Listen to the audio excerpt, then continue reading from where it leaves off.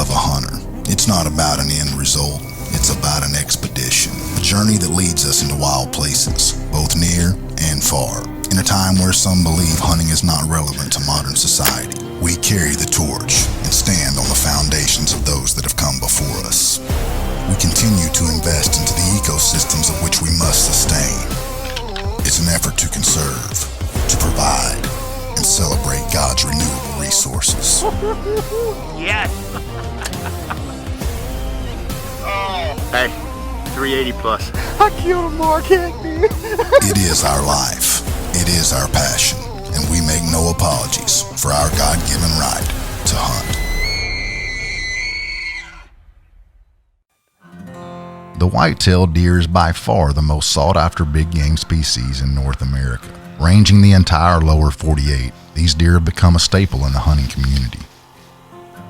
The challenge of an up-close and personal encounter with one of these mature bucks is what fuels the fire inside of a bow hunter. When the moment arrives, you are usually presented a small opportunity to capitalize before the buck walks out of the picture. Although there may only be a few seconds in the moment, there are countless hours put in leading up to that experience. We're gonna fuel everything up and get back after it. We got quite a bit done yesterday, hanging some sets and filling feeders and getting everything ready out here in Kansas, which I don't have a Kansas tag, so I'm just kind of playing help here, which is fine. They've done it for me tons of times, but this year I get to sit on the sidelines here in Kansas. Well, I'm not going to sit here in Kansas. I'm going to sit in Oklahoma and hunt and watch what they do here in Kansas. Anyway, we're going to get to work.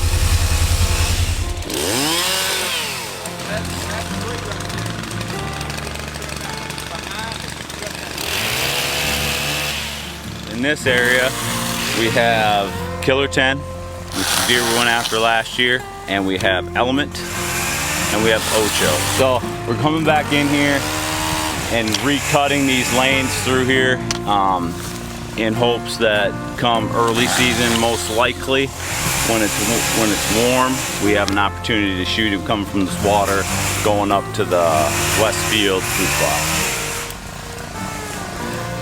We have 2 deer that are special that we want to shoot and go after this year. So what we're doing is basically taking this and we're taking that veil machine and we're driving 2 or 3 times down over this hillside where these cedar trees are to make trails where these deer run across the road. And then we're going to block it off over here.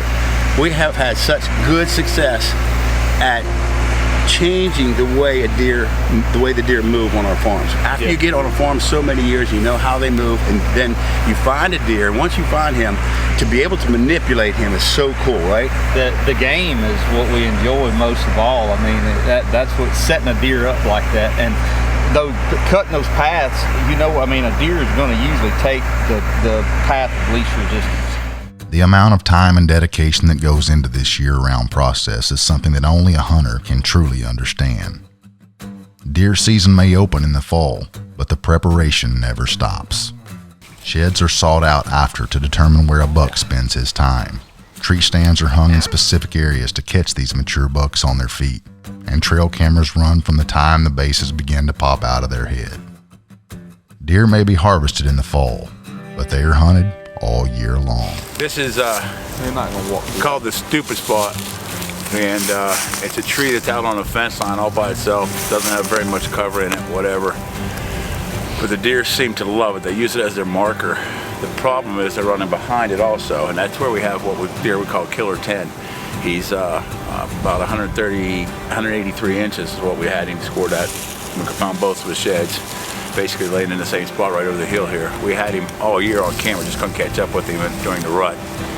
So what we're trying to do is figure out how to kill this deer, and kind of our game plan that's going on here is we're going to take about 40-50 yards of these cedars out possibly with the machine, block this off so they don't use the behind us, and then make them come out in front of us. We did this on the striker stand, and that's very similar to what we're going to do here, and probably very similar to what we're going to do with King Tuts too.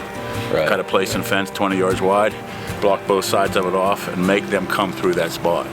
I like it. And this is much easier and safer to get into than the interior there where we might jump. Going back that far. Yeah. So, Okay. all right, let's keep ciphering and take a look Let's around. see if we can get ourselves in that tree, or if we got I would like to keep a cedar tree or two in front of it, you know. get that 3D. The Given Right is being brought to you by Bare Bone Outdoors, Bone Collector Game Calls, CVA, Dry Shot, Fission, and Insights. After working throughout the spring and summer months to prepare for deer season, Mark was anxious to grab his bow and get in a tree stand.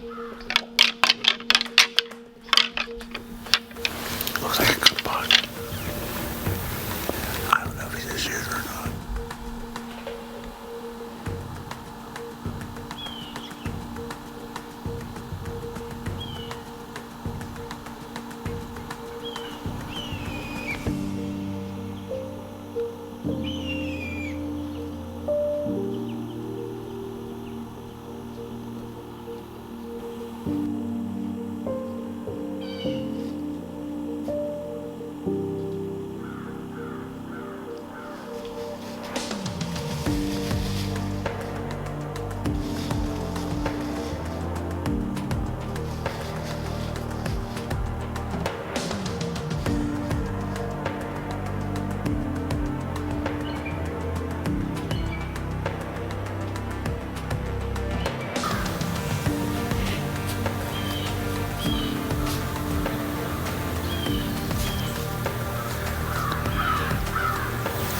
What a cool encounter that was.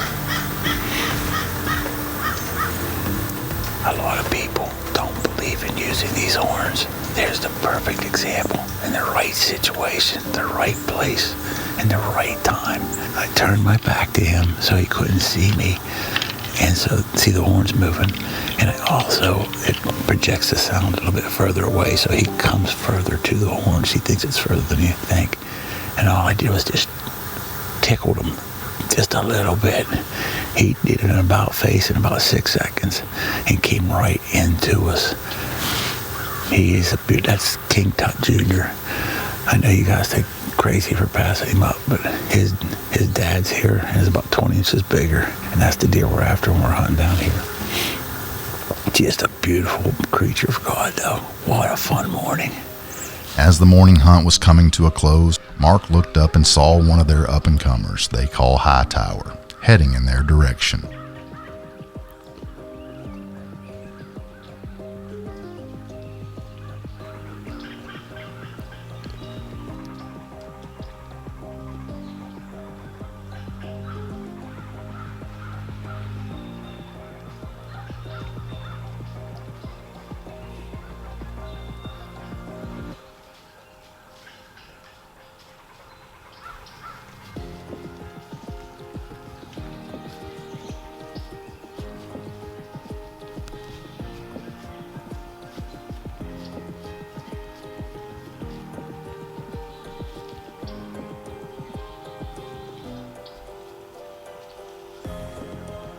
See him chasing. Tut's gotta be here somewhere. Tut's gotta be here somewhere. That's 2 good bucks this morning. 5 to 6 does coming down there. I couldn't tell, maybe 5. And he spooked them away.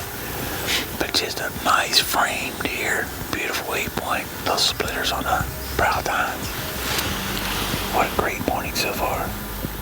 Passing on a deer of this caliber can be a difficult task at times, but with the intel his cameras are providing and the years of history he has with a more mature buck in the area, such as King Tut, the Killer 10, Good Grief, and Element, he is confident in his decision to keep pursuing those specific deer.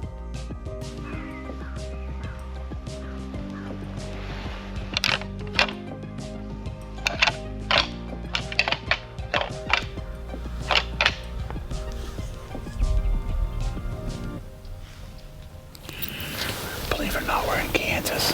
That's not the believe it or not part. we have no wind. It's been 4 or 5 days where the Weather Channel shows no wind. We got coyotes over there yipping already.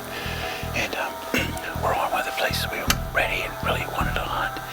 And it's all the way on the old Westfield at the end, called Stupid Spot. It's a long story, but it's called Stupid Spot because somebody said it would be stupid enough to put a stand in that tree. Well, we did.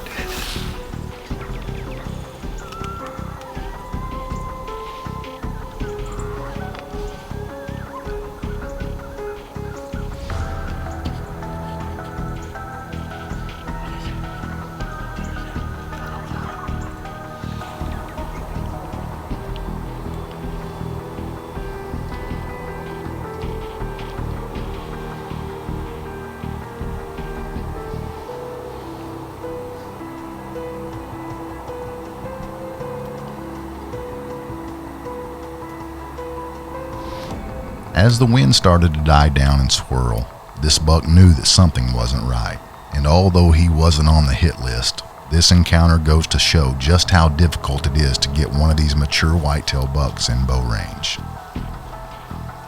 The Give and Ride is being brought to you by Lethal, Polaris, Reveal, Scrape Fix, Swagger, and Tacticam. While Mark has been after a few specific deer on his farm, Chris Coppett has been hunting down the road with their good friend John Hankey and was able to punch his tag on the afternoon of November 2nd.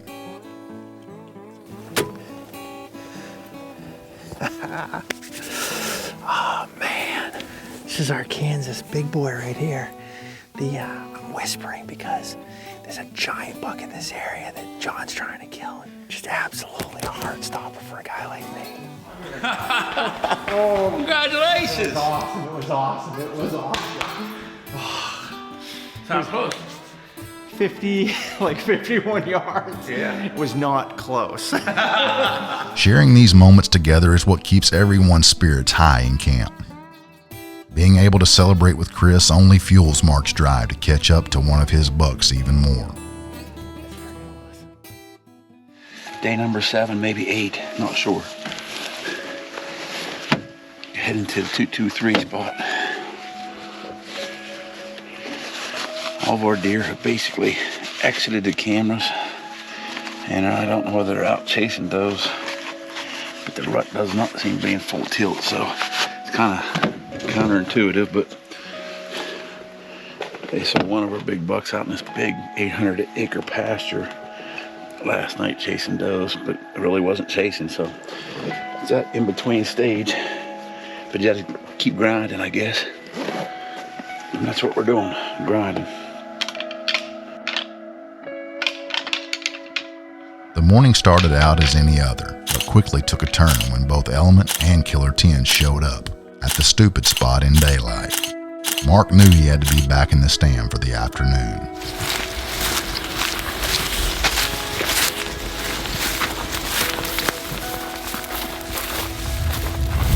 Tree stands right here. It's not very high. We have good coverage right in front of us with 2 great big cedar trees that go to the base of our seats. We're going to cut 1 or 2 of these limbs out. I'm going to hand them up to Curtis. I'm going to try to strap him in above him just to get a little more cover. Yeah, it's naked up there.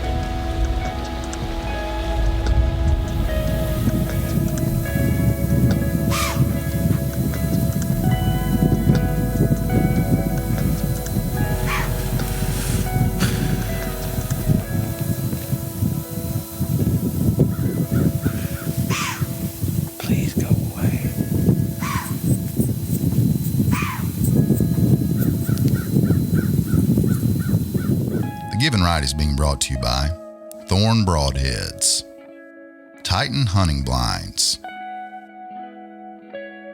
Trophy Tree Stands, Victory Archery, Texas Trophy Hunters, Retay, and Gator Waders. Mark is on his 7th day bow hunting in the state of Kansas. After getting pictures of both Element and the Killer 10, he headed to the stupid spot, hoping to close the deal on one of these iconic bucks on his farm. Be careful. It's a shooter.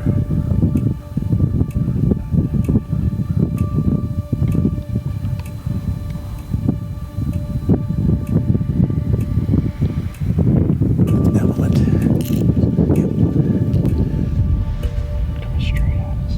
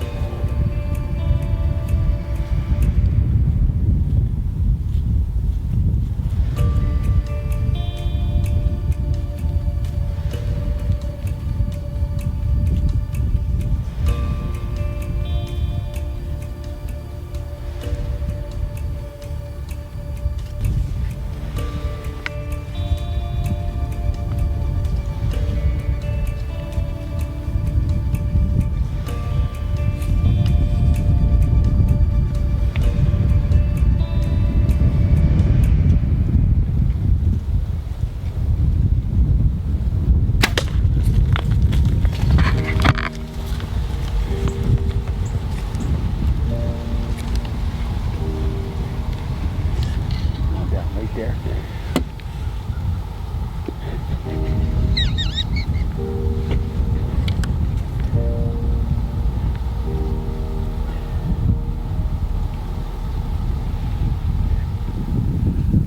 Oh, we just hammered him. I don't know how long I could wait. I think I just saw him fall over. I'm pretty sure I just saw his tail flip in the air.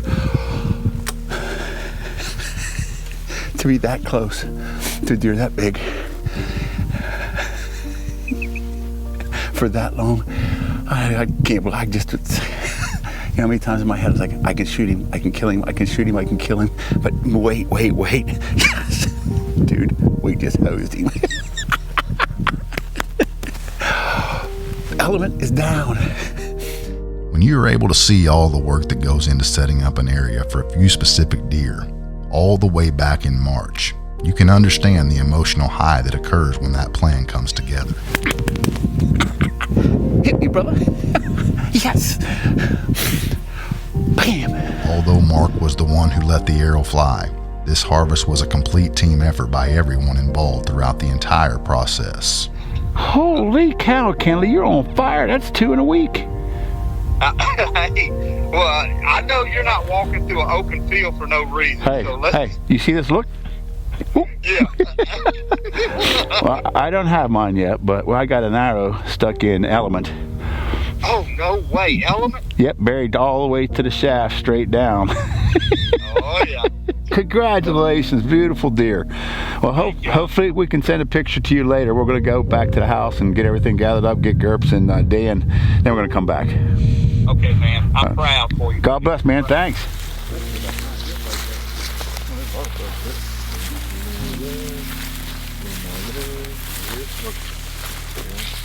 There.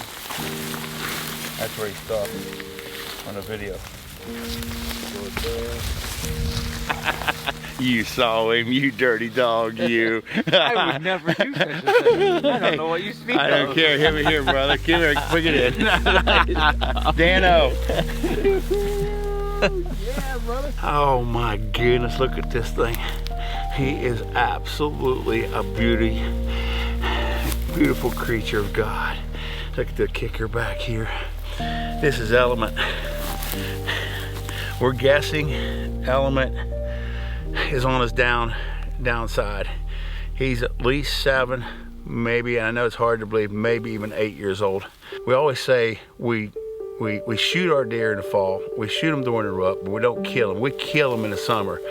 That stand that we sat in tonight was a brand new stand set up for this deer and or a deer that we call Killer 10. It's not just about the shot, it's about prepping and knowing what deer's left, where they run, how they run, and setting it up for the next year so you can actually make the shot. So what a wonderful hunt. This means a lot in the fact that you can set it up like that, do all that work in the summer, all that effort that we all put in and all these guys helping out, and then you finally get him. So what a great night.